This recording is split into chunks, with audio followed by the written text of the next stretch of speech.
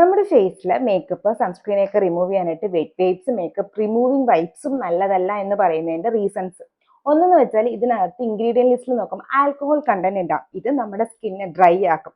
രണ്ട്, ഇതിനകത്ത് എന്തായാലും ഡെഫിനറ്റ്ലി ഒരു ഫ്രാഗ്രൻസ് ഉണ്ട്. ഈ ഫ്രാഗ്രൻസ് സ്കിൻ കെയറിൽ നോർമലി യൂസ് ചെയ്യുന്ന നോൺ ഇറിറ്റേറ്റിംഗ് ഫ്രാഗ്രൻസ് അല്ലാത്ത ഫ്രാഗ്രൻസ് ആണ്. ഇത് നമുക്ക് കുറച്ച് കഴിയുമ്പോൾ സ്കിന്നിന് കോണ്ടാക്ട് ഡെർമറ്റൈറ്റിസ് എന്ന് പറയുന്ന ഒരു സിറ്റുവേഷനിലോട്ട് കൊണ്ടുപോകും.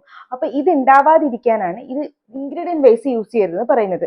ഇനി ഇതിന്റെ ആക്ഷൻ ബേസ് എടുക്കുകയാണെങ്കിൽ നമ്മൾ മേക്കപ്പ് വൈപ്സ് എടുത്ത് സ്കിൻ വലിച്ചാണ് നമ്മൾ അത് റിമൂവ് ചെയ്യുന്നത് അല്ലേ. ഈ റിമൂവ് ചെയ്യുന്ന സമയത്ത് മേക്കപ്പ് അങ്ങനെ റിമൂവ് ആയി പോകത്തില്ല, മേക്കപ്പ് മെൽറ്റ് ആവാനുള്ള ചാൻസ് കുറവാണ്. ഈ പ്രശ്നം കാരണം നമ്മുടെ സ്പോസിലോട്ട് ഈ മേക്കപ്പിന് നമ്മൾ തള്ളി വിടുകയാണ്. പ്രത്യേകിച്ച് ഓയിലി ആക്നെ പ്രോൺ സ്കിന്നുള്ള ആൾക്കാർക്കൊക്കെ ആണെങ്കിൽ ഇത് വീണ്ടും വീണ്ടും ആക്നെ ബ്രേക്ക്ഔട്ട്സ് വരാനുള്ള ചാൻസ് കൂടുതലാണ്. ഡ്രൈ സ്കിൻകാർക്ക് അത്ര ഇഷ്യൂ ഇല്ല, പക്ഷെ ഓയിലി ആക്നെ പ്രോൺ സ്കിൻകാർക്ക് ഈ ഒരു ഇഷ്യൂ വരാനുള്ള ചാൻസ് കൂടുതലാണ്. അപ്പൊ അതിനേക്കാളും നല്ലത്, ഏറ്റവും നല്ലത് എൻ്റെ അടുത്ത് വെച്ചാൽ നമ്മളെ ക്ലെൻസിങ് ഓയിൽസ് ആണ്. രണ്ടാമത്തെ ഏറ്റവും നല്ല ഓപ്ഷൻ എന്ന് വെച്ചാൽ നമ്മുടെ മേക്കപ്പ് റിമൂവേഴ്സ് ആണ്. അതാകുമ്പോഴത്തേക്ക് കോട്ടൺ ആണ് നമ്മൾ യൂസ് ചെയ്യുന്നത്, അല്ലെങ്കിൽ നമുക്ക് റീയൂസിങ് ക്ലോത്ത്സുകൾ യൂസ് ചെയ്യാനായിട്ട് പറ്റും, കഴുകി യൂസ് ചെയ്താൽ മതി.